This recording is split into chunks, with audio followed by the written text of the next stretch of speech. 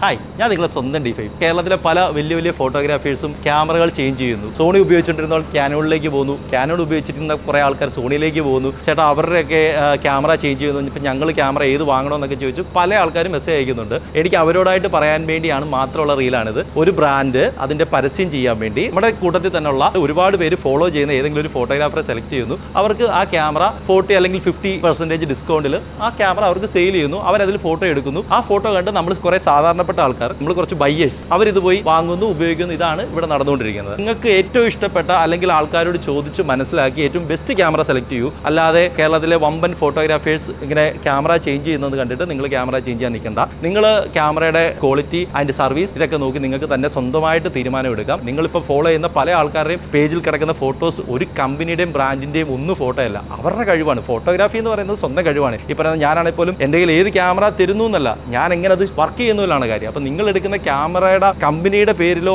അല്ലെങ്കിൽ ആ ബ്രാൻഡിൻ്റെ പേരിലോ ഒന്നുമല്ല, നിങ്ങളിലാണ് കാര്യം. അപ്പം നിങ്ങളാണ് ഫോട്ടോഗ്രാഫിയിലെ കഴിവുള്ള ആൾക്കാർ. നിങ്ങളുടെ കഴിവാണ് ക്യാമറയിലൂടെ പുറത്തു വരുന്നത്. ഈ പറയുന്ന എല്ലാം തികഞ്ഞ ക്യാമറ ഒന്നും അറിയാത്തവരെ കൊണ്ടു കൊടുത്താൽ എന്തായിരിക്കും സംഭവിക്കുന്നത്? സോ ഈ ക്യാമറ ചേഞ്ച് ചെയ്യുന്നതിൻ്റെ ആ ഒരു ഇത് നിൽക്കുന്നത് പല സർവീസിൻ്റെയും പല പ്രശ്നങ്ങളും പിന്നെ കമ്പനിയുടെ കുറച്ച് വിൽപ്പന തന്ത്രങ്ങളൊക്കെയാണ്. അത് കണ്ടുകൊണ്ട് താഴെ നിൽക്കുന്ന ആൾക്കാർ ഇതിൻ്റെ പുറകെ പോയി പുതിയ ക്യാമറ മേടിക്കണമെന്നില്ല. നിങ്ങൾക്ക് ആലോചിക്കാം, നിങ്ങൾക്ക് ഗൂഗിളിൽ സെർച്ച് ചെയ്യാം, നിങ്ങൾക്ക് അറിവുള്ളവരോട് ചോദിക്കാം, അതിനുശേഷം മാത്രം ചെയ്യുക. അല്ലാതെ ലെജൻഡ് ഫോട്ടോഗ്രാഫേഴ്സ് ഇത് മാറുന്ന കണ്ട് ഒരിക്കലും ക്യാമറ മാറാൻ നിൽക്കരുത്. മറ്റുള്ളവരുടെ കാര്യം നോക്കി ഒരിക്കലും ഫോട്ടോഗ്രാഫിയിലേക്ക് വരരുത്. ഫോട്ടോഗ്രാഫി എന്ന് പറയുന്നത് സ്വന്തമായിട്ടുള്ള കഴിവാണ്. സോ നിങ്ങൾ നിങ്ങളുടെ കാര്യങ്ങൾ മാത്രം തിരഞ്ഞെടുക്കൂ, സ്വന്തമായിട്ട് തീരുമാനം എടുക്കൂ. Okay, thank you.